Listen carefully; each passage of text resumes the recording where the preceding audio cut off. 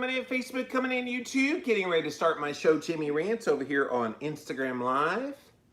Thank you for being here today on this Thursday. Hope you guys are having a wonderful day so far. It's been pretty good for me. Got up at my usual time today. Did get to bed a little bit later than I normally do last night, but was up pretty early today. What was it, 3:15 or so, which is kind of typical for me. That is my typical wake up time. I have odd hours that I usually sleep, so 3:15 was up.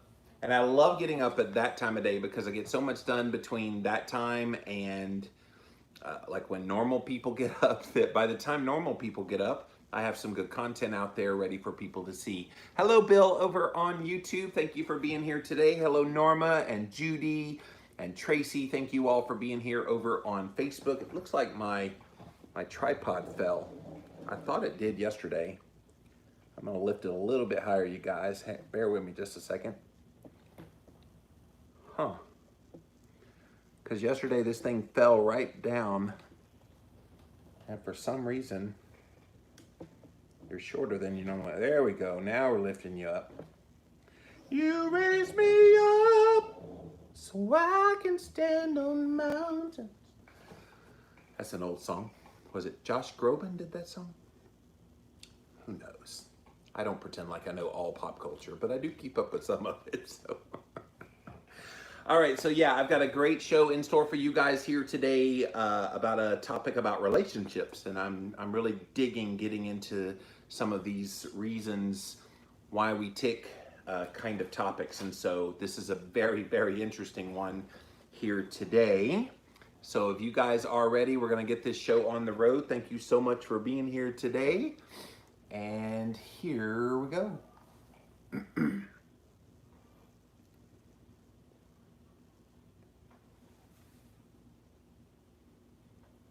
What attachment did you have in your childhood that has a pattern that now manifests in your adult life? Find out the details here today on Jimmy Rants. Click on that little box down there in the corner. It will take you straight to IGTV for today's episode. JimmyRants.com is the website, and as always, you can engage live in the content. Go follow me. I'm over on Instagram. I am at Living Low Carb Man, LIVINLOWCARBMAN. Once you're there, engage live. We are here Monday through Friday, 11 a.m. Eastern Time, so thank you so much for being here. We also simulcast live over here on my Facebook page. Thank you guys for being here, as well as over on my YouTube channel. Thank you guys. Thank you all for being here today on Jimmy Rants. If you missed a live, you can watch it on replay over here. It's on IGTV on Instagram. We also put the past episodes up over on YouTube. If you type in a keyword Jimmy Rants, you will find the show. Today is Thursday, so Thursday is Real Talk Podcast Day. And so with my podcasts on Wednesday and Thursday, I actually post the video of it as a Jimmy Rants bonus episode over on YouTube. Today I've got this lady named Carmen Hunter on, and Carmen is basically a trauma survivor and has a lot of experience with trauma and even helping clients. She's a health coach. She helps clients kind of put the pieces together with how their trauma is impacting their physical health, and that if they're having some trouble losing weight or getting pain under control or some health issue under control, dealing with the trauma fixes that. So we had a really great conversation on the Real Talk podcast today. So go listen over on llvlc.com or wherever you listen to podcasts, or watch the Jimmy Rants bonus episode over on YouTube. And then finally, pop on over to the official website for this show. It is jimmyrants.com, and while you're there, you can see all the past episodes. This is number 598, so we're about to hit number 600 coming up on Monday. But yeah, you can see all the past episodes there. And if you like what I do here, throw me a little bit of money through Patreon, a monthly donation, or a one-time gift through PayPal, and any donation of any amount would be greatly appreciated. Again, those links, jimmyrants.com. Okay, you guys, I have been really interested lately in why people are the way they are. Why do they believe the way they do? Why do they act the way they do? Why out of the same situation that another person sees, and they look at it through a totally different prism, even though it's the same event. So I've been very interested in a lot of this. I've been doing quite a few little posts on social media, kind of articulating some of my thoughts about these kinds of things. I've gotten very philosophical in 2020, and so I'm going to keep being that way. And today I want to bring up a topic on Jimmy Rants that kind of extends upon that, because we all interact with one another in very different ways. And so I wanted to kind of get to the root cause of why do we interact with each other in the way that we do. And of course, you could predict, I guess, commonsensically that, okay, you learned patterns when you were younger, and then those patterns became the way you thought. And so there is this thing called attachment pattern. An attachment pattern is how you view the world based on how the world was presented to you, especially when you were in your developing years. And a lot of that mental development that takes place happens when you're a kid, and you're very impressionable at that age. And of course, then you become an adult. Do you change that attachment pattern? Probably not. Most people, when you get an attachment pattern that you learn from childhood, you take it well into adulthood with you.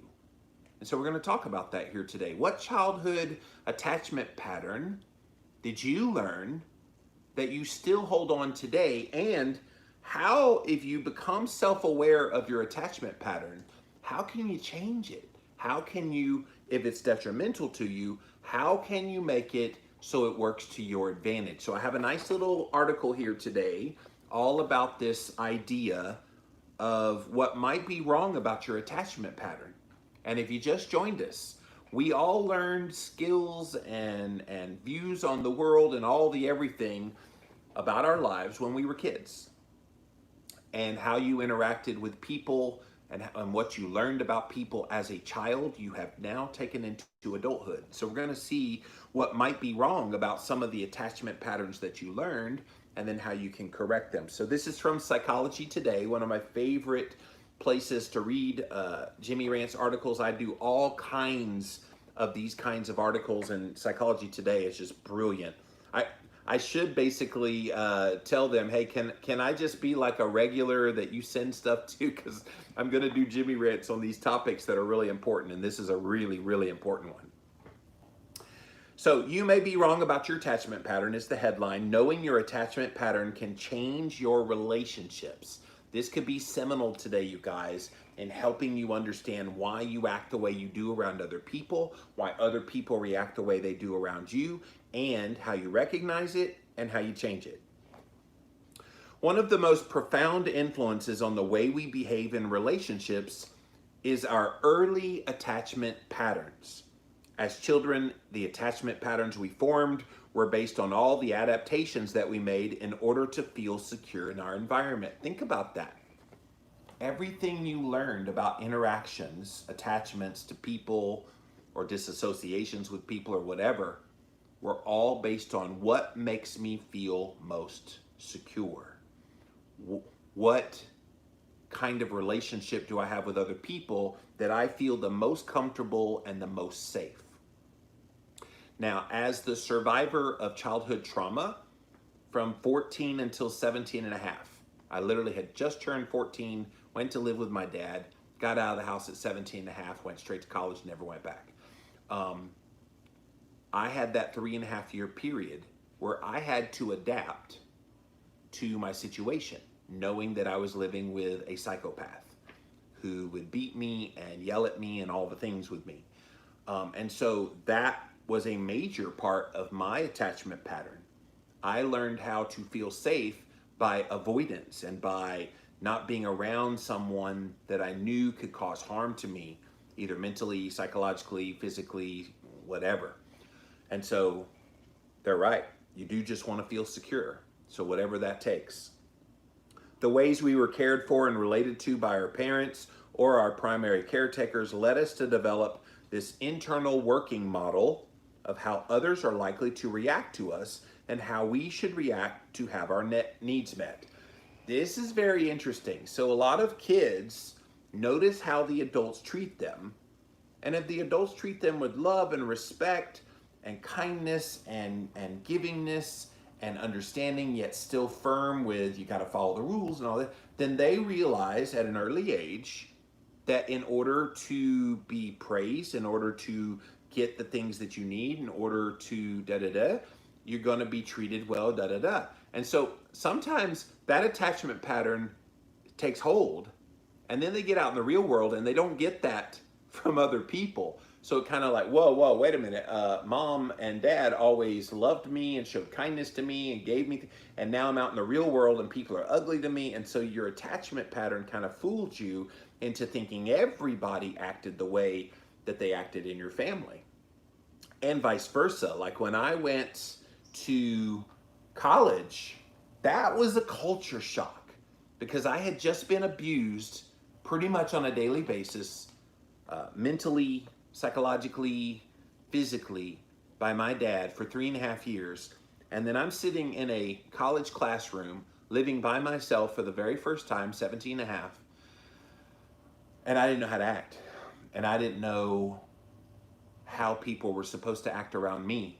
All I knew was when I was in trouble, I would get hit. I knew that I would get yelled at for no reason. There were just a lot of things that I learned. And then I go off to college and I find out a lot of those things I learned, with my attachment pattern, totally wrong from the reality.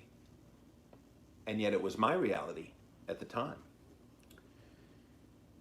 If we had parents who were emotionally available and attuned to us, we most likely formed what's called a secure attachment. So if you had two solid parents in the household, they both loved you and gave you all the attention and love and care and uplifting and encouragement and da da da da da, like normal parents should, then you had a very secure attachment. However, if you had a parent who was emotionally or physically rejecting, absent, or inattentive to our needs, or I would even add abusive towards you, you may now have formed something called avoidant attachment pattern, in which you feel like you had to take care of yourself. There were so many times I got alone in the middle of the field, looking up at the sky and going, God, why? What is happening? Why am I going through this? Why does he hate me when I've done nothing to make him hate me? And so I learned solitude.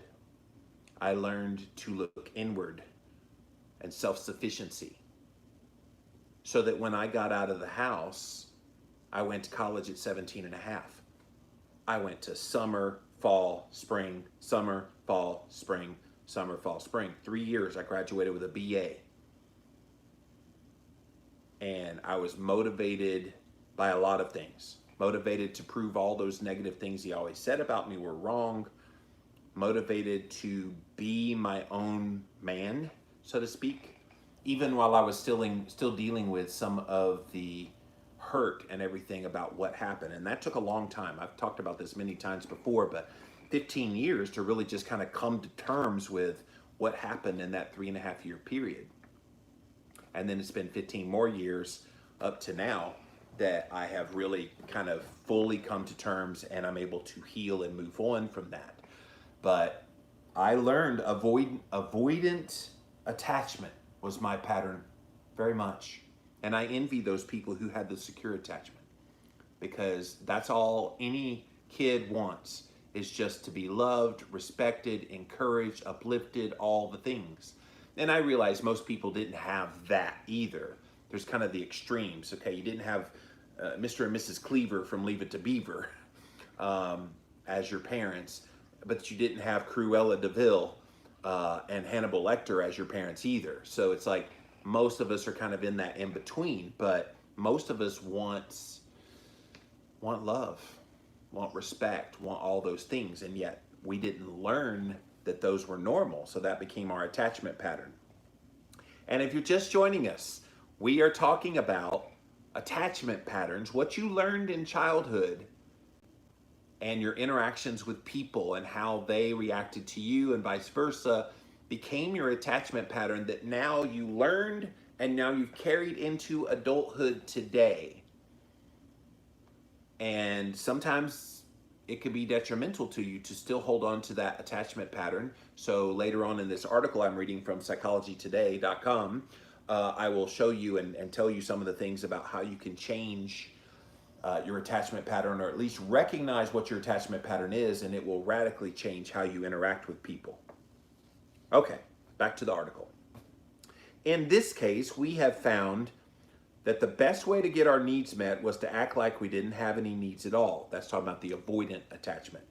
We may even have disconnected from our own awareness of our own needs. So when you're in that survival mode, and that's what I would call avoidant attachment, you're in survival mode. You are in imminent danger. You literally feel like there's nobody on your side but you. Guys, that was Jimmy Moore.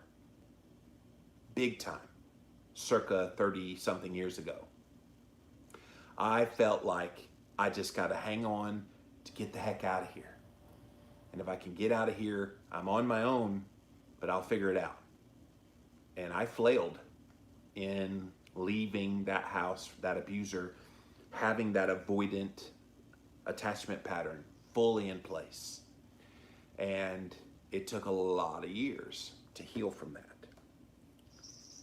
If you had a parent who sometimes met your needs, but other times was intrusive or emotionally draining by acting out of their own needs, we may have formed another kind of attachment called ambivalent anxious attachment, in which we become confused and preoccupied. We may have had to cling or seek reassurance, fearing our needs would not get met. My dad had a trick. I haven't talked about this before. My dad had a trick about making me see him in a positive way from time to time. And he would be nice, and he would draw you in and make it seem like he was normal, and all would be going well, and da-da-da, and then suddenly he turns to the negative again, and now you're his victim. I was right in the bullseye of his wrath at that point. And of course, I'm right there with him when he's doing that, and so I have no way to escape at that point. So that did make me anxious and preoccupied. Even if he was being nice, I would be terrified of what he was trying to do and what his motivation was. And so you have to cling or seek reassurance, fearing your needs won't get met. That was me. Like, I literally, I mean, I don't want to go too deep in this, but it was tough. Like, you know what he was doing once I started recognizing it. So I probably fell a little bit into the ambivalent anxious attachment as well. Is there were times when he was somewhat of a delight, and then he would turn on me, and then he was anything but a delight at that point. As we grow up, these early attachment patterns may become models for how we expect relationships to work throughout your lives. Think about that for yourself. The way you learned interaction in relationships is how you were treated in your house growing up. And so you expect, because that was the natural pattern in your house, you expect everybody must act that way out there in the real world. Not realizing there's all kinds of people and all kinds of ways they treat you. But because it was so hardwired as a kid, this is how you get treated in relationships. That becomes your attachment type. The behaviors and defenses that you formed as a result of these childhood dynamics sometimes go on to influence you in your future relationships.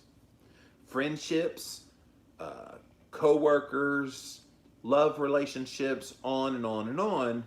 How you were treated as a kid impacted you once you became adults. And maybe to this day, no matter how old you are, maybe to this day, you're still being guided by that attachment pattern that you learned as a child.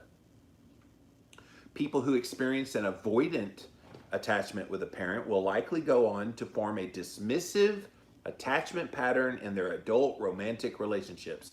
If you were just totally avoided and neglected and nobody cared about you, guess what? You're going to be dismissive as an attachment pattern when you find someone you love. And I know people in my life that have teenagers and they're not going through the best of times in their life. And they're going to grow up and think, okay, the way they're being treated right now by their parents is the way that you treat people when you love them. And so then they're going to get into this other person's life. That other person may have come from a very steady home, secure attachment pattern. And then suddenly you're in their life. There's the infatuation period. Everybody gets fooled by that. And then they get together. They're married a year or two. And then they realize, the secure one realizes, oh my gosh, I'm being dismissed over and over and over again.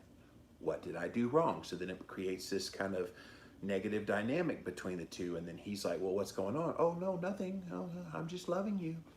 I don't feel love, but I learned how to like love by being detached and dismissive. That's how you love. And that's where a lot of strife happens. Is this helping anybody right now? Like maybe you're going, oh crap, I didn't even realize how powerful that childhood attachment pattern really was.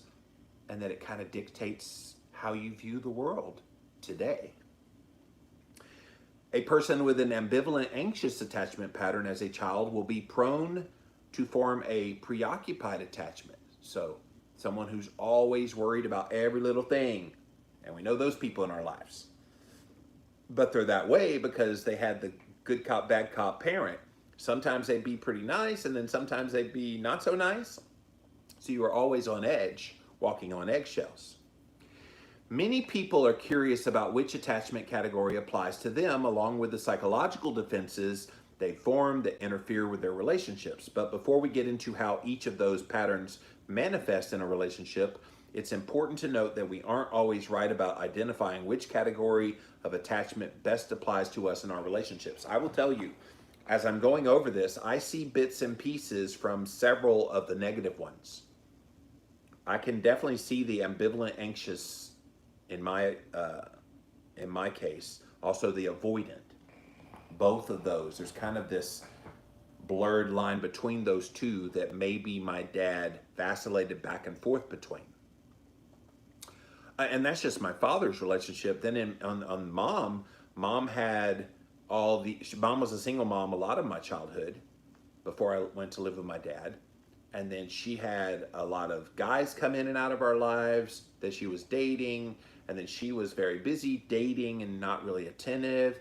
I learned my mom was kind of a pushover because that was the kind of guys that she dated, was the guys who were a little more dominant. So I learned to become a little more dominant, but then I go live with my dad and he knocks that out of me. So it's like I had this yin and yang of so many like back and forth attachment patterns that I learned that by the time I got to become an adult, I couldn't even see straight.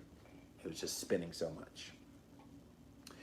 In this article, we're going to try to illuminate what dismissive and preoccupied attachment styles look like, but also why it's challenging for people to correctly identify and determine their own attachment pattern. This process is beneficial because if a person can accurately identify what pattern they have, they can start to take the steps to form much more secure attachments, challenge all the defensive adaptations that you have created, and thus, this is the big part, you guys, enjoying a much closer, more satisfying relationship. Can I tell you, in 2020, I have made it a point to develop deep relationships with people. I connected with not a lot of people. I don't think you go deep with a lot of people because most people don't go there. But for the people willing to go there, you should try to develop really sincere, no holds barred, talk about anything, no judgment kind of relationships. And right now I have about 6 of those that I'm really happy with, and 2 or 3 of them that are pretty strong. The other ones are still developing, but I think that's such a key to overcoming whatever attachment pattern you have, is being honest with yourself, being vulnerable, being willing to talk things out. I think it's helped that I'm going through some stuff personally in my life, and I'm also a good listener, and so I listen to the other person and we have nice conversations. And so that has been so helpful to me in 2020. Maybe I do a whole Jimmy Rants all about how you go deeper with people, because it does seem like there's a lot of people that like to stay on the shallow. And perhaps that's an attachment pattern that they learned. Everything you do is, oh, how's the weather? How's the sports? Who's your favorite political candidate? You know, you just kind of talk about little surface value things and then nothing else. You never really get into real world stuff. And to me, I'm over the superficial and I only want the real world stuff. Like, to me, that's where the rubber meets the road. That's where real relationships, real connections take place. And so if you have an attachment pattern that prevents you from having those, maybe force the issue a little bit. Go deep with somebody. I always warn people, hey, if we become friends and we start talking, I hope you're ready to go deep and go honest and blunt. And I hope you're blunt back to me, because I'm going to be blunt to you. Not ugly blunt, but not being afraid of offending the other person or anything like that. Those are kind of cool relationships, and I've had a bunch of those start to develop in 2020. It's been really neat. All right, so let's get to the first one. Dismissive attachment. When a child experiences an avoidant attachment pattern, they develop this thing called pseudo-independence. They learn to take care of themselves, or they self-parent. And again, I know some teenagers in my life that they basically have to parent themselves because their parents have become so ambivalent, avoidant, not really giving them any attention whatsoever, that they feel like they have to parent themselves. Skunk, are you going to talk on my... Will you please shut up? She acts like I never give her attention, and then she like goes crazy. All right, lick yourself. Calm yourself. There you go. Here, I'll lick myself too.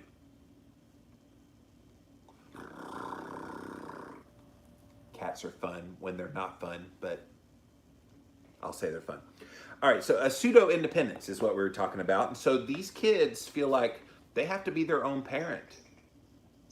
And it's so sad. It's like the hope and dream of your heart is to have a kid, and then you have a kid, and then the kid grows up and they're cutesy as a baby and then toddler and in early child years, and then they're going to elementary school and middle school, and then get to high school, and then, okay, yeah, I'm over them. I'm not ready for the teenage years, and so they just get ignored. Guys, that's sad to me. Teenagers do not need to be ignored. They need you then more than ever before. I did a Jimmy Rants a few days ago all about how teenagers start cutting themselves.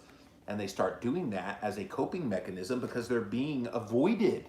This avoidant attachment pattern makes them feel pseudo-independent, where they have to self-parent and take care of themselves. And if they can't deal with the emotional stress, they're cutting themselves. They're getting into alcohol and all the things. This is a symptom of this attachment pattern, this dismissive attachment. Their early environment triggered them to disconnect from their needs because it felt painful or shameful to experience them when they expressed them and they got no response. That's gotta suck. Disconnected from their needs because it was too painful or shameful to experience when they expressed them and then they got no response. What if a child is hungry and there's no food in the house for them to eat? And then they say, hey, I'm hungry, can I have some food? And then the parents don't get food. How is that kid supposed to feel? And then they try to go buy some food at a convenience store, sneaking out, behind the backs of their parents. Now that's neglect, and CPS should be called on those parents and the appropriate thing. But man, like, these are real life examples, you guys, of things kids are going through. And then they take that childhood attachment pattern of being dismissed into adulthood. These adults, once they are dismissed as kids, as adults, these individuals maintain a total sense of disconnection as a way of protecting themselves from painful emotions. Think about that. The reason, if you're dismissed as a kid, you have a tough time in relationships is you don't trust people. DTA was something I learned when I was younger. Don't trust anyone. And there's a lot of kids that turn into adults that DTA totally. And that doesn't serve them well. The reason they DTA is they want to protect their own emotional stability. If you DTA, you become cold to the world. No emotion, because if you get emotionally attached and then you could potentially get hurt again, you don't want that. The body's going to protect you from being harmed and will do whatever it has to do. So this is the psychological coping mechanism for dealing with being dismissed as a kid. Now as an adult, you're just detached and disconnect from people. You even denigrate others because they have needs that they're expressing. Because now them expressing their needs, you're kind of jealous. You're like, well, wait a minute. I expressed my needs when I was a kid and I didn't get them fulfilled. I got them ignored. So your needs, come on. And so you denigrate once you become an adult. As a result, they may feel blank or directionless in their relationship, in their relation to their wants. So when they have wants in their life, they're just like, okay, not gonna happen because it never has happened in my life. They start to have this fatalistic attitude. And I know some of the coping mechanism is, well, it just doesn't matter. Oh, I don't care. No, you care, and it does matter. But because you've been dismissed so much, you have to tell yourself you don't care or tell yourself it doesn't matter when it matters a lot and you care a lot and you just can't do anything about it. Am I hitting on somebody here? I feel like I am. I feel like I'm describing somebody's experience. Their desires also feel problematic or uncomfortable because of the shame they would feel to not have their wants fulfilled or their needs met. It's almost like when you were a kid and you were dismissed and you shared needs and they didn't get fulfilled, you were dismissed. Now you feel shameful in your heart that you have wants and needs when you know the pattern for you is it's dismissed, it doesn't count, you don't matter, and that's how you act as an adult. God, I know so many people just like this. And they think the whole world is against them. They think they're not worthy of things that they want and desire. This is a big one, you guys. People with a dismissive attachment pattern tend to be a distancer in their relationship. So in a love relationship, they're the ones that start to pull away first when things start to get awry. Like I said, every relationship in the early days has this kind of honeymoon period where the other can do no wrong and we're all happy and but then real life sets in and the first person that backs away is the one with a dismissive attachment pattern that they learned as a kid, because when you share wants and needs as a kid, you didn't get them fulfilled, and so now you don't want to share wants and needs because you're afraid you're going to be rejected again, and so you're the one that starts to pull away. They may be more emotionally unavailable and even want to be alone. I just want to be alone. Give me my me time. I want to be alone. We know those people too. Their partners may complain that they are not there for them, or they're interested in meeting their wants and needs. This is interesting. Like it's almost like a self-fulfilling prophecy. Once someone has dismissive attachment pattern, even in the midst of a partner saying, hey, I will provide all your needs and wants, just let's be there for each other. That's why we got. And no, that's not what they know. They stick with what they know. This is in large part because a dismissively attached individual has learned to be self-sufficient and self-contained. And so if somebody has learned to basically be self-contained and everything that they get and want and need in life will only be provided by them and nobody else, that's a recipe for disaster in a relationship. Since they've learned to shield their own wants and needs from others, they have trouble understanding when someone else wants and needs something from them. Oh, that's horrible. And I hope if you're a parent today, that you're not dismissing your kids, that you're not ignoring their wants and needs, because all this that I'm reading right now is the ramifications of neglect and failing to give the kids what they need in their life and even the things that they want. They learn that they're unworthy. Man, I know so many people like this. I know you do too. People with a dismissive, avoidant attachment tend to be more inward. They deny the importance of being close to someone else. They don't see value in that. They may be psychologically defended and easily inclined to shut down emotionally. These are the ones that are stoic. Like really bad news can happen, stoic. Really happy news can happen, stoic.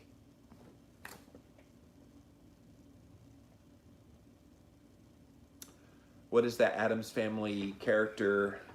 The girl, was it Wednesday? Was that her name? Anyway, whoever the Addams Family little girl was, she was just always stoic. And I remember seeing a meme that showed happy, sad, mad, angry, and it was all Spock from Star Trek, and he's like the same picture in every one, but his emotions were the same regardless. And so that's these people that have that dismissive, avoidant attachment. They may struggle to identify or understand the emotional needs of others and themselves. Some people find it easy to label their partner as having a dismissive attachment pattern. However, listen to this. It's not always easy to see this pattern when it's in you. For example, when someone with a dismissive attachment pattern feels a need, they often assume they're being too needy instead of realizing it's a basic human response. Is that you? Do you feel guilty about having needs and wants in your life? Do you feel like you're too needy? In addition, you may feel aloof or like the distancer when they're being pursued by their partner, but if they feel rejected, they may feel extremely anxious. They may be a distancer in their relationship, but when their partner pulls away, they start to become insecure and they pursue them, which is the wrong thing to do when someone's trying to distance and they get pursued. They're like, why do you have wants and needs? I don't have wants and needs. You shouldn't have wants and needs, and so therefore leave me alone. I just want to be alone. Don't come in here. I want to be alone. I need some me time. And me time becomes days, months, years. Do you see how this manifests from childhood attachment patterns all the way into adulthood, into who you are today? Pretty fascinating. Babies who are identified as having an avoidant attachment style often showed little outward reaction to a parent's absence.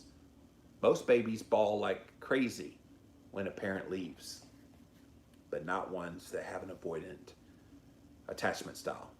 However, a heart monitor revealed that they have an elevated heart rate as their marker of anxiety. So they show no reaction, but their heart rate becomes elevated. So they do have a reaction, just not an outward one. Similarly, an adult with a dismissive attachment still experiences anxiety and still wants that security, but their learned mode of relating is clouding their natural desires and tolerance for closeness. They feel unclear about what they want and need from others, and they're afraid of the unbearable shame of not feeling important enough to attend to. Because of all this confusion, they may incorrectly identify that they are anxious as their attachment pattern. The conclusion I'm making so far is if you didn't have a secure attachment pattern as a kid, you're going to have some psychological responses in your relationships, and I would dare say probably some problems with things in the way you see yourself that maybe it makes you a habitual dieter. Well, you don't look good enough, you're not healthy enough, so you got to just keep dieting. That's one manifestation that this could bring on. And it's all the more important if you're a parent today to give those kids that secure environment in your home. All right, let's get to the next one, attachment pattern. Preoccupied attachment. A person with a preoccupied attachment is often seen as the pursuer in a relationship. They may feel like they need to make an active effort to get what they want, and therefore can sometimes engage in behavioral patterns that make them clingy, controlling, or even intrusive. Because they're not used to having their needs met consistently or in an attuned or sensitive manner, they may feel insecure.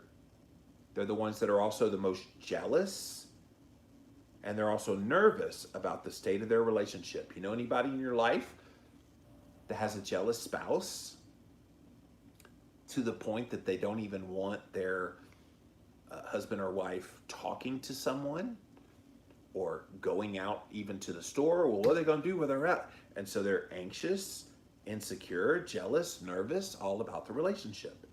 They may have a tendency to look to their partner to come rescue or complete them. Oh,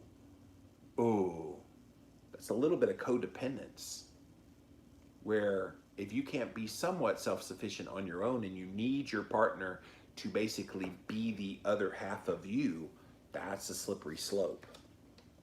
An anxiously attached person assumes they want closeness, but then they engage in patterns that actually leave a certain amount of emotional turmoil and distance. Although they may perceive themselves as feeling real love toward their partner, they may actually be experiencing emotional hunger. Their actions, which are often based on desperation or insecurity, exacerbate their own fears of being rejected. When their partner does come closer or gives them what they want, they react in unconscious ways to push them away. Isn't that ironic? The deepest desire of their heart is to have closeness and being needy and being rescued and complete. And yet once they get what they want, then they do the exact opposite. They push that away and say no. They may find their true tolerance for intimacy is much smaller than they thought it was, because real love and closeness would challenge that core belief about themselves and their relationships. Therefore, while they may believe they want security, they actually feel compelled to stay in a state of anxiety. That seems so weird, because anxiety is an uncomfortable position. You're kind of in flux when you're in anxiety. You're anxious about something, and then when that anxiety is taken away, you can't have that taken away because your identity becomes the anxiety, and so you push away the thing that would relieve the anxiety that you're having from being dismissed.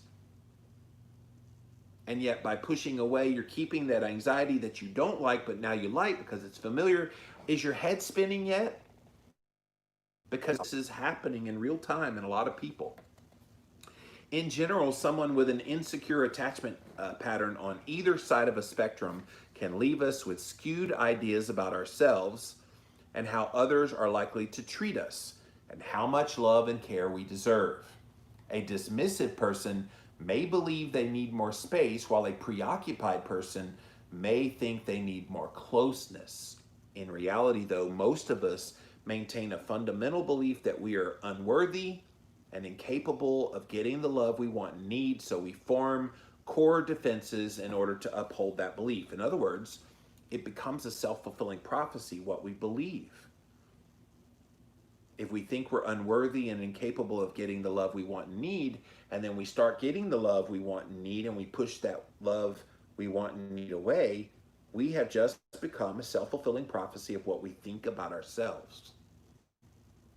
Guys, this is hopefully eye-opening for you, groundbreaking, making you kind of look at, what makes you tick and why you act the way you do. Evaluate this. Think about what I'm sharing here today, because this is just so good. If we can be open to know what our attachment pattern is and learn the behaviors that get in the way of having the love we say we want, we can start to forge a path towards security, having stronger, healthier relationships, more rewarding long-term ones as well. We can challenge our old way of thinking about ourselves and begin to internalize a brand new image of ourselves as both lovable and worthy of love. Powerful, powerful stuff, you guys. And I got to tell you, I have been kind of digging deep into my own attachment pattern. I recognize I was abused as a child. I recognize a lot of the way I see the world, and in relationships, in all kinds of relationships, friendships, love relationships, business relationships, all relationships. How I see the world was basically formed by how I was treated when I was a kid. And you can recognize it and then realize you can overcome some of those coping mechanisms that you put into place. I had one more article related to this. Let's see, we got a few more minutes from Good Housekeeping. I'm trying to see if there's anything in there that might be different. Identifying the avoidant attachment style, dismissive avoidant, and fearful or anxious avoidant. The style usually makes them go independent, go it alone. As we were saying, they often maintain strict boundaries in their life. They can be emotionally distant and have a hard time opening up. A person who has a fearful avoidant attachment style has a balancing act to do. These people have a fear of being abandoned.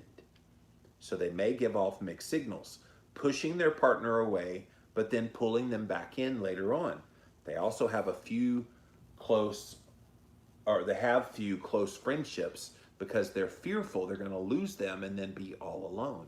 So if you don't have many friendships, you hold on to the ones you can hang on to. How can you tell if someone is avoidant? This is kind of cool here. Keeping the relationship shallow or surface level. That's someone who has an avoidant attachment pattern. Focusing on sexual intimacy without having an emotional closeness. That's obviously in a love relationship. Running hot and cold with their affection. Sometimes they're close, sometimes they're distant. Goes back and forth. This is someone who is an avoidant. Pulling away when someone starts to get close. Resisting becoming vulnerable. So key. And then repeatedly sabotaging their relationships. If you shy away from intimacy, feel trapped by it, or it makes you angry, you often think about breaking up with your partner or regret breaking up with your partner after some time. You probably have this avoidant detachment style. So what causes this avoidant attachment style? They come by it honestly. They learn from their parents at a very early age. Parents of children who grow up avoidant are emotionally unavailable. So see, just like the abuse becomes generational, my dad was abused by his dad, and then he abused me. And so it's generational. Same with the attachment style. An avoidant attachment, basically they learned that's how you act and treat kids. And so the parents of the children who grew up are emotionally unavailable and unresponsive for much of the time, which then the kids learn not to rely on getting any affection from their parent. Studies show these parents disregard or ignore their children's needs. They discourage crying, oh, don't be a sissy, and leading those children to become unusually independent at a very early age. And I would even say that if they have a younger sibling, they end up parenting the younger sibling. I've seen this happen a lot too. When the parent checks out at some point and the older kid has to be the mommy to the younger kid, that's a sign of avoidant attachment. Because they weren't rewarded for sharing emotions when they were kids, avoidant adults also have a hard time showing that as they grow older. Identifying these roots is a great place to start when determining if your partner is avoidant. This will help you see those patterns objectively as primarily a reaction to your environment as young children. So, how do you work on this? They say that you need to journal. That would be a good thing. Meditate, and then do intimacy exercises. This is, of course, in a love relationship as a couple. In addition, seek therapy as a great way to dig deeper into all these insecurities with the help of a professional. You can also seek out relationships with someone with a secure attachment. So if someone came from a very strong, secure attachment pattern in their childhood, that would be somebody good to hook up with. They also suggest working towards vulnerable communication slowly because it can take practice. If you're not used to opening up to people, that can be scary. But if you do it a little bit at a time, you can get there. Focus on taking one vulnerable action, one every single day, like admitting asking your partner to help. Finally, get in touch with how you're feeling when your partner wants to get closer. and try to push back against that urge to pull away. Acknowledge that you have a thought you want to pull away. Acknowledge that you're not comfortable. Choose to communicate with the partner and then retain that connection, even though you might still be actively in discomfort in the midst of that. This is how you're going to change the wiring in your brain to make your emotional brain accept and make change happen. So what do you guys think about this childhood attachment pattern? You learned it. You learned how to interact with people as a kid, and then you took it into adulthood, and that's how you interact with people today. And you could be 40, 50, 60, 70 years old today, and how you act and interact and your quirks about who you are in your relationships with people, all of that's predicated on what you learned as a kid all those years ago. All right, let's see what you guys have to say. I'm going to go to Instagram first, then over to Facebook, finally over to YouTube. Thank you all for being here today on Jimmy Rants. JimmyRants.com is a website, and as always, if you love my show, go donate through the Patreon link or through the PayPal link over at JimmyRants.com. Keto Court says this is going to be good. This is my favorite. Oh, you're my favorite in 2020. Thank you, Keto Court.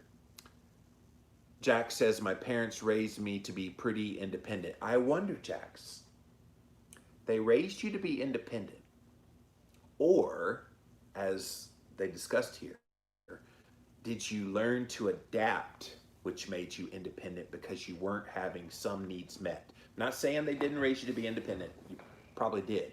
But I'm saying, I wonder how much of that independence that you have, self-sufficiency that you have, is based on this avoidant attachment pattern. I don't know anything about your childhood, so I have no idea, but it's interesting that you would say your parents raised you to be that way, but I wonder how much the way they raised you and maybe did not always attend to your needs actually influenced how independent you got. Keto Court says, I've been married 11 years to a wonderful man, exact opposite of who my dad was. I still find it hard to trust his love is unconditional. I had to earn everything good with my dad, so it's hard to change. You are nailing it. I had a hard time for a long time. I craved love and attention and respect and kudos for job well done. I craved that because I never got it. So when you don't get it, you could go one of two ways. You could just say, well, that's just the way it is. You don't get praised when you do good things, so thus you don't even try to do good things. Or you try to do good things to the nth degree, and you're always seeking that attention and approval. Well, good for your man in your life, and congratulations on 11 years of marriage, showing you how it's done. Because now you know, as an adult, the kind of love you should have got when you were kids. Oh, Anita says, you're one of my favorites. Keep being you. Thank you. I love being me, and I love sharing, and I love kind of doing all the work that I get to do on a daily basis. Keto Court says, I think this is helpful to recognize our own pattern as well as in those we're in relationships with. It can definitely help me understand why people act how they do and not to take things so personal. Yes, like if you know that person that has that one where they withdraw for a period of time and they want to be alone, leave me alone, and then suddenly they want to be close and they don't want to let you go, they're so close, but then they'll leave me alone. You kind of go, all right, Dr. Jekyll and Mr. Hyde here, but now you know why they had that. Joshua says, ambivalent, anxious for myself, and I think as a result of bullying, it was my defense, and I don't like shallow people either. Yeah, the bullying is probably another one of those things that you allowed to happen as a coping mechanism as well for how things happened at home. It's crazy. Britt says you're hitting close to home. Good. When I read this, I thought somebody's going to be impacted. Somebody needed to hear this today. I was glad to share this. My needs didn't get met, and I was taught I was weaker, and a burden for even having any needs makes it hard to even ask for anything as an adult and break that mentality. Yeah, I wonder if the people that don't like asking for money when they have a need, I wonder if it comes from this kind of concept that you didn't have that when you were a kid. you weren't getting your needs met. And so now it's kind of weird. If you need money, you don't ask for money. We all know those people as well. All right, thank you, Instagram. Let's pop over here now. I'll move you guys back a little bit. Pop over here now to my Facebook page, see what you guys have to say. Move you guys a little closer. What's up, Facebook? Let's see what kind of comments you have for me. Marcella says, sounds textbook avoidant. Yes. Tracy says, being a survivor of sexual abuse from before kindergarten until 12, I'm very guarded now. I can imagine. My mother did not get divorced, and I had to see him every day until I left the house. Now I'm 52, working on letting people in more. It's not easy, but it gets better. Yeah, I mean, I'm 48, about to turn 49 in a couple months. I'm just now letting go of some of those attachment patterns that I had. So it does take time, but good for you, Tracy, overcoming horrific stuff in your childhood. I'm proud of you. You should be very proud of yourself.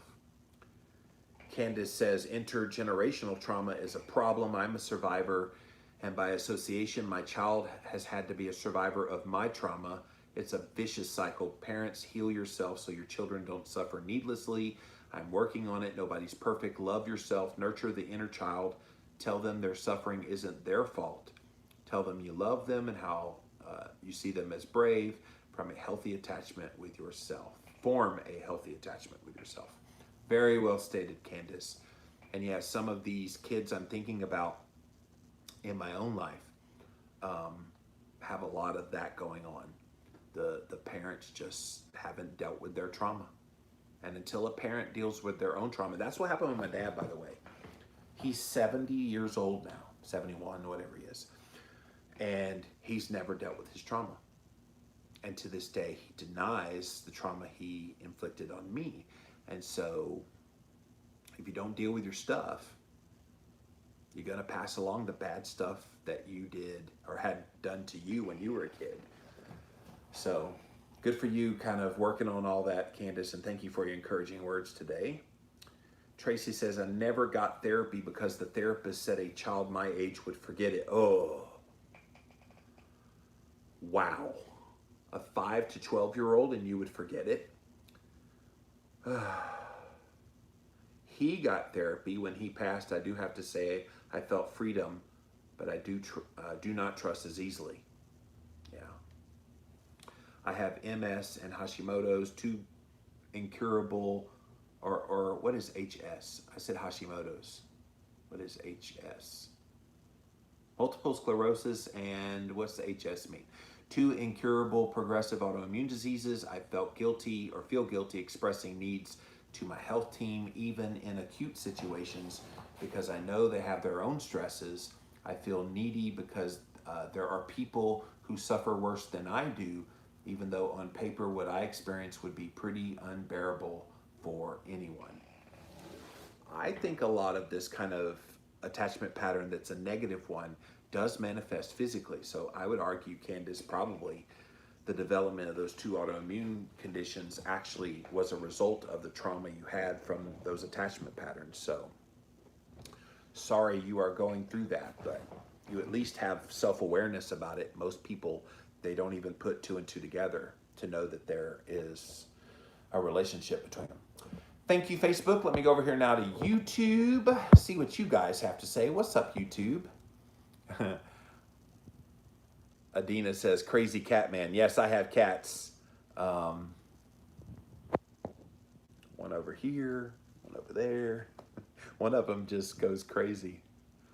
How do I get notified of your lives? Well, if you go to youtube.com/livinglowcarbman, you can subscribe and then hit the bell. Make sure you hit the bell and then you'll get notifications. If you've already done that, some people on YouTube have complained that it's now in the kids category, so you don't get notified.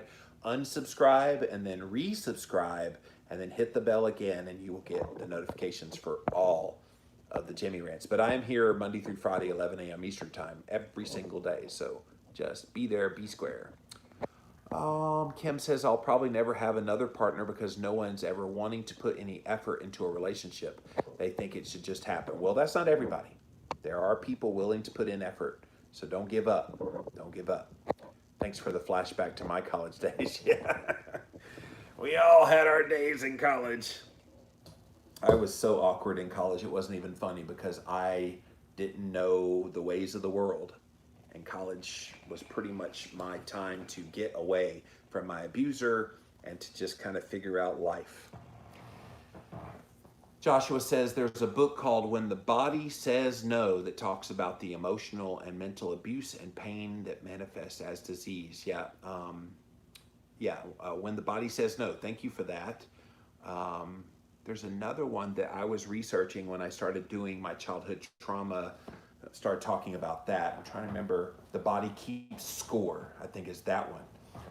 And it's the same kind of thing. It talks about how your trauma does manifest physically in the body. And of course, there's the whole ACE study, ACE, Adverse Childhood Event Study, where they put the connection between chronic diseases that people deal with and the relationship to childhood trauma as well. So lots of great resources. But guys, did you learn something here today about childhood attachment pattern? Did you recognize a pattern in people you know and love? Maybe in yourself. They say it's hard to identify it in yourself, but if you see it in other people, maybe it behooves you to say, hey, I was listening to this guy on his show and he was talking about this, and I think you might have this. Can we do some research on this? I think it could be helpful because there are people that they go their whole lives and they flail because they're not able to figure out why they act the way they do. They just don't. Cade says, my customers would benefit so much to hear you talk. Well, thank you. Send them my way. I'm here 11 a.m. Eastern time, Monday through Friday. But yeah, I love bringing these kinds of topics because this is kind of non-traditional topics. I could just talk about keto and fasting and cholesterol and all that. But sometimes this kind of stuff, this might be why you still deal with weight. This might be why you have autoimmune conditions. Might be why you have chronic disease, you have high insulin and blood sugar that just never comes under control. If you ain't dealing with the way you were treated as a kid, it's going to manifest physically in the body. It has to. It has to. That's it for this episode of Jimmy Rants. JimmyRants.com is the website. And as always, you can engage live in the content. You got to go follow me right here. I'm on Instagram at Living Low Carb Man, LIVINLOWCARBMAN. Once you're there, engage live. We are here Monday through Friday, 11 a.m. Eastern time. So thank you so much for being here. We also simulcast over on Facebook and on YouTube.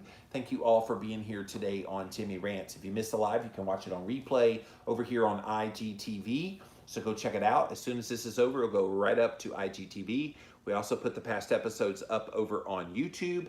Type in a keyword, Jimmy Rants, you will find the show. We also have a special bonus episode over on YouTube today. It's my podcast that airs today called Real Talk with Carmen Hunter is her name. Speaking of, she's a survivor of childhood trauma. And she and I went way, way deep on this topic of childhood trauma.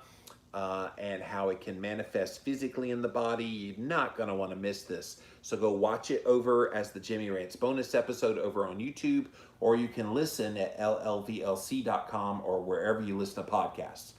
And then finally, we have the official website for this show. JimmyRants.com is the website. See all the past episodes there. You can also support my work through the Patreon link or through the PayPal link that's there at JimmyRants.com. Cade says we're hosting a summit. One of the topics is keto and fasting. Could I shoot you a message to ask about participating? Guys, do I know anything about keto and fasting? Gee, I wonder if I know anything about keto and fasting. Absolutely. So just reach out to me through DM here on Instagram, and I'll be happy to reach out. I love being interviewed. I love interviewing, but it's so much fun to be on the other end of a conversation, being interviewed. And I always like to have fun with it. I always also don't want to know what they're going to ask. I'm best basically when I do extemporaneous, and I have no idea what's coming. Because obviously, if you don't know your stuff well enough to be able to answer literally any question, you have no business being interviewed on somebody's summit. So yes, Kate, I would be delighted to talk to you about that. So, all right, guys, that's it for now. We will be back again tomorrow. Ask me anything. That's your chance to ask your questions that are burning about keto, fasting, cholesterol, podcasting, book writing, being famous online, being silly, doing a daily live show in front of people, all that stuff. Just ask your questions. We'll be back here tomorrow at 11 a.m. We'll see you then. All right. All right, all right, all right, all right. When the Body Says No by Gaber Mate. Thank you, Candace. Yes. Somebody said over there. Just didn't give me the author's name, so. Thank you. I will have to check that out.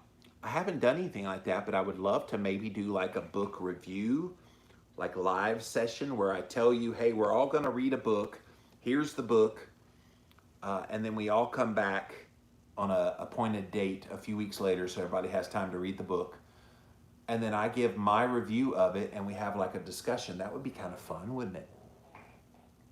Lots of ideas for 2021.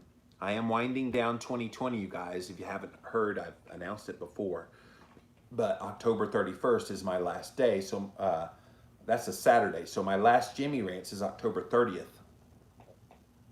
And so I'm going to go away for 2 months in November and December. Still don't know when I'm going to come back. I want to come back in January, but I don't know. But when I come back, we will definitely think about the book idea. Let you guys all read the same book, and then we kind of I'll do a live book review, and then talk with you about the book. Maybe even get the author. That'd be fun, right? On all kinds of subjects. Doesn't even have to be nutritional health. So, all right, let me pop off of here for now. Thank you so much for watching today, and we'll see you tomorrow. Bye. YouTube, thanks for being here today.